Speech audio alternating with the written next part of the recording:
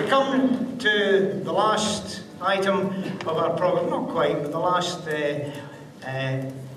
fiddle tune of the night, a rousing set, one of our favourite sets, if not the favourite set of the orchestra at the moment, rousing set of reels, starting with Strew Love.